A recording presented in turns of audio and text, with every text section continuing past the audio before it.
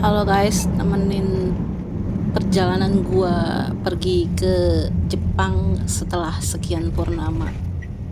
Setelah 3 tahun vakum setelah pandemik, baru pertama kali ini gua terbang lagi ke luar negeri ya. Rasanya campur aduk. Perginya tanggal 27 Juli pas summer atau musim panas di Jepang, tapi buat videonya molor entah kenapa males. Penerbangan kali ini dipersembahkan oleh AirAsia. Jadi ini pakai AirAsia, jadi harus transit di Malaysia. Nya deg-degan gak karuan karena udah 3 tahun gak terbang, terus terbang lagi. Excited lah, luar biasa.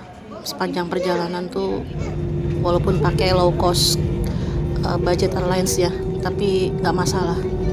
Kenapa pakai low cost? Karena itu yang paling murah. Kalau pakai full service lumayan mahal tiket pesawatnya. Bedanya low cost sama full service ada di otomatis di servisnya ya. Terus sama makannya. Kalau low cost nggak dapat makan, jadi beli di pesawat. Kalau full service pasti dapat makan. Jadi vlog kali ini adalah cerita-cerita gue aja dulu ya. Selama transit di Malaysia ngapain aja. Ini bukan pertama kali gue ke Malaysia, gue udah sering banget ke Malaysia, pulang pergi bahkan pernah. Cuman pengen ngasih tahu ke kalian aja kalau kalian gabut dan di Malaysia tuh bisa ngapain dalam waktu 1 malam. Ini gue transit sengaja ngambil yang jeda 1 hari, jadi sampainya sore, terus berangkat lagi besok sore menjelang malam. Buat nyari waktu buat mampir dulu ke Jalan Alor. Ini udah landing di Kuala Lumpur International Airport 2. Itu bandara khusus AirAsia, FYI. FYI buat yang nggak tahu, di Malaysia khususnya di Kuala Lumpur ada 2 bandara International Airport. Itu di KLIA dan KLIA 2. KLIA 2 itu khusus bandaranya AirAsia. Semua maskapai AirAsia ada di situ ya, semua tujuan lah, destinasi. Kalau KLIA atau KLIA 1 itu maskapainya mix ya, full service maskapai kayak misalkan Batik, terus Malaysian Airlines, banyak lah pokoknya. Ini KLIA 2 khusus maskapai AirAsia dan ini luas banget. Gua pertama kali kesini tahun berapa ya, waktu itu mau nonton MotoGP, dan ini baru dibangun kayaknya tahun 2000 berapa, 13 ya atau 2012. Guys, bandaranya ini luas banget ya. Jadi untuk kalian yang misalkan terbang dari Kuala Lumpur mau balik lagi ke Indonesia atau ke tujuan lain, itu dipersiapkan kalau bisa jangan mepet waktunya. Karena apa? Karena ini saking luasnya, bandaranya tuh kayak dari gate ke gate tuh jauh, plus sama pas boardingnya itu bukan boarding sih, pas immigration line-nya itu loh, antrian imigrasinya luar biasa kalau kalian tahu. Jadi kalian tuh perlu waktu 5 jam mungkin biar bisa buat santai. Nah, ini udah ambil bagasi, terus sekarang menuju keluar, mau langsung naik bus ke Kuala Lumpur, ke kotanya maksudnya. Ya, kalian dari pintu keluar setelah ambil bagasi tinggal lurus terus. Nanti pas lurus terus, sebelum mentok ke arah pintu keluar itu ada belokan ke kiri yang menuju lift. Ntar kalian bisa tahu nih. Biasanya orang yang first time ke Malaysia itu mau naik bus itu bingung jalannya kemana. Jadi ini tadi gue tunjukin, dari pintu keluar kalian ngambil bagasi tinggal lurus terus kalian di sebelah kiri nanti ngeliat nih kayak palang hijau ini buat naik lift. Terus pilih yang ke yang basement 1 ya, kalau mereka nyebutnya CP1 di sini. Kalian ke bawah. Nah, nanti keluar kalian bisa ngeliat tuh ada kursi-kursi banyak. Kalian lurus aja, nanti ada box ticketing yang paling ujung. Kalau yang sebelah sini nih masih agak kosong. Oh ya, di sini busnya kalian kalau mau ke Ipoh, ke Genting, terus kemana, Johor Bahru saya kurang tahu ya bisa atau enggak ya. Terus ke KL Sentral, kalian naiknya dari sini bisa kok. Ini banyak orang yang nunggu buat naik bus. Untuk harga tiketnya dari KLIA 2 ke KL Sentral itu 15 ringgit ya. Bisa pakai cash ataupun card. Kalau kalian mau ke kotanya, kayak misalkan mau ke Jalan Alor ataupun ke Bukit Bintang, kalian bilangnya tujuan busnya KL Sentral ya guys. Jadi nanti kalian itu nggak akan salah naik bus, karena di situ nanti ditulis busnya yang jam berapa, terus seatnya nomor berapa, terus busnya yang mana. Nah ini gue udah naik bus sesuai dengan jam yang gue pilih. Karena ini nggak terlalu rame, jadinya gue bisa duduk di mana aja. Busnya standar sih, nggak ya kayak bus Damri gitu lah modelnya. Cuman dia punya banyak pilihan, punya banyak PO bus kalau untuk ke KL Sentral. KL Sentral itu kayak semacam pusat integrasi segala macam transportasi di kota Kuala Lumpur ya. Di situ ada pertemuan bus, terus ada LRT, monorail, sama MRT. Nah ini gue udah turun di KL Sentralnya karena gue mau ke arah Bukit Bintang, jadinya nggak masuk ke dalam KL Sentral, lewat jalan samping aja. Gue biasa lewat jalan samping ini buat ketemu eskalator yang menuju ke LRT. Nah di sebelah ini sebenarnya eskalator punyanya mallnya namanya Nu Central, NU Central. Jadi di KL Sentral itu ada mall juga. Nah, ini monorail. Kalau ke Bukit Bintang itu bayar kurang lebih 1 ringgit 20 sen ya, sekitaran 4.000 atau 5.000 lah. Ini monorailnya, kalian gak usah khawatir, dia jam masuknya banyak banget. Apa intensitas ya, intensitas untuk itunya banyak banget, gak ada hitungan 10 menit kayaknya. Ini gue ngeliat video gue sendiri, setelah gue pikir-pikir bawaan gue compact banget ya, cuman bawa koper kabin sama tas ransel kecil untuk 9 hari di Jepang. Ya nggak apa-apa lah ya, kalau kurang koper tinggal beli koper lagi di sana, pasti Jepang ya. Ini keadaan monorail di Kuala Lumpur, nyaman, murah ya, transportasi yang paling diandalkan. Cuman kalau monorail ini nggak bisa jarak jauh, cuman ngiterin kota Kuala Lumpur aja sih. Dan ini sangat-sangat menguntungkan atau membantu turis. Nah ini udah sampai di Bukit Bintang.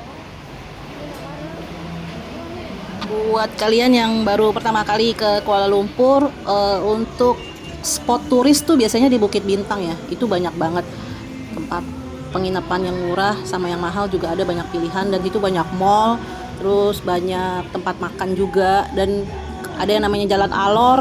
Itu tempat biasa kalau kita anak-anak habis nonton MotoGP ngumpulnya di situ, banyak banget orang Indonesia. Nah ini keadaan di perempatan Jalan Alor.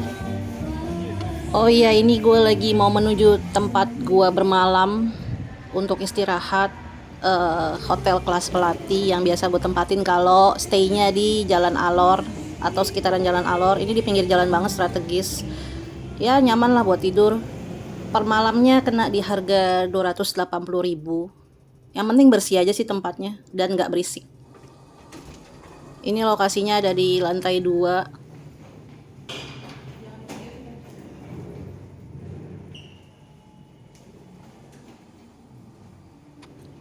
Hotelnya ya mini lah ya, cuman ya nyaman sih. Selama ini gue nggak pernah bermasalah tinggal di sini sih. Kalau dulu sebelum pandemik dia ada yang namanya sistem deposit. Sekarang sih kayaknya udah dihapus di depositnya. Nah ini kamarnya, kamar mandi dalam, ada dapat handuk, kamarnya bersih, nyaman, dapat sabun mandi juga, AC dingin, water heater, ya lumayan lah.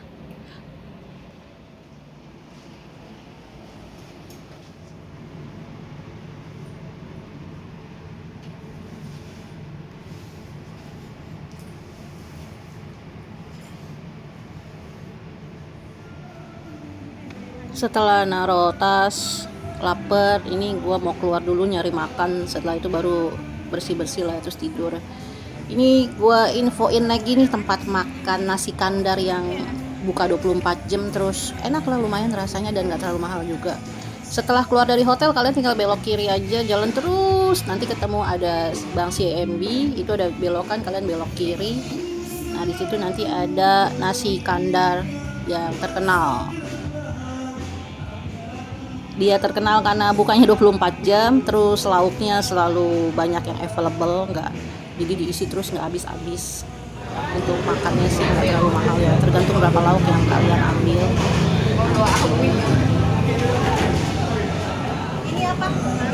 Gua makan sama minum habis kurang lebih 16 atau 17 ringgit ya, minumnya teh tarik ice. Terus kita jalan ke Jalan Alor. buat cuci mata, lihat-lihat. Siapa tahu ada jajanan yang enak. Akhirnya diputuskan mampir ke warung bapak-bapak India ini. Ini tempat biasa gua datengin kalau pas lagi ke Kuala Lumpur ke Jalan Alor ya, buat makan tom yumnya. Tom yumnya enak kok. Dan ini kayaknya halal food. Yang gua kangenin kalau lagi ke Kuala Lumpur Bukit Bintang ya ini Jalan Alor. Cuman cuci mata.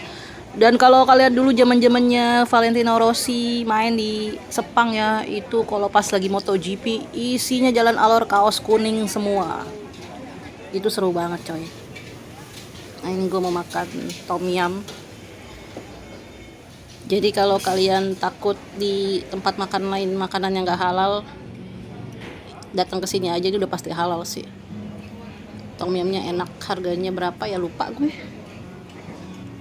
Setelah kelar makan balik lagi ke hotel tidur, dan ini keesokan harinya gue siap-siap mau ke bandara lagi buat nyambung flight ke Jepang, ke Haneda. Untuk transport ke bandaranya masih sama seperti kalian kalau pada saat kemarin datang, dari Bukit Bintang naik monorail ke KL Sentral, terus nanti ke tempat bus beli tiket di sana, ada loketnya. Ini loketnya. Harga tiketnya juga sama Rp15. Terus nanti kalian naik busnya. FYI untuk perjalanan dari bandara KLIA 2 ke kota Kuala Lumpur itu ke kotanya Nusa Sentral atau KL Sentral kurang lebih 1 jam 45 menit ya, atau 1 jam lebih lah, tergantung macet atau enggaknya, tapi jarang macet sih di sana. Sebenarnya ada the fastest way, kalian bisa naik kereta bandara dari KL Sentral ini, tapi harganya mahal banget. Sekali naik itu Rp25 kalau nggak salah, apa Rp30 itu. Dan kalau naik bus kan cuma 15, jadi save 30 ribuan lebih lah untuk perjalanan. Cuman memang cepat sih, cuma 1 jam doang dibanding naik bus ya. Kalau naik Grab itu kurang lebih, terakhir pernah naik Grab dari KL Sentral ke bandara itu Rp50 atau Rp60 per trip, dan itu sudah sama biaya tolnya. Cuman nggak tahu kalau sekarang berapa. Nah ini sudah sampai KLIA 2, jadi jangan salah naik bus ya guys. Kalian harus tanya ini KLIA 1 atau KLIA 2. Nah ini udah di KLIA 2, turun terus naik ke atas buat masuk ke check-in gate-nya. Benernya di KLIA 2 ini ada tempat penginapan yang hitungannya per jam sih. Cuman kalau menurut gue itu agak mahal ya, dan itu mungkin kalau kalian punya ada uang lebih atau banyak waktu, kalian bisa nginep di situ, atau enggak tidur di spot-spot bandara juga ada yang bisa buat tempat tidur sih. Cuman kalau gue karena transitnya 1 hari kemudian, jadi gue lebih baik ke kota aja. Nah ini sudah terbang ke Haneda Jepang ya. Begitulah guys perjalanan gua transit di Malaysia yang gua gunain buat nginep di daerah sekitaran Bukit Bintang. Jadi sampai jumpa di cerita berikutnya di Jepang. Nanti gua bakal ngasih info ke kalian tempat-tempat wisata, hotel murah, dormitory, terus sama kereta-kereta atau bus transport yang murah. Sampai jumpa di vlog berikutnya. Makasih udah nonton.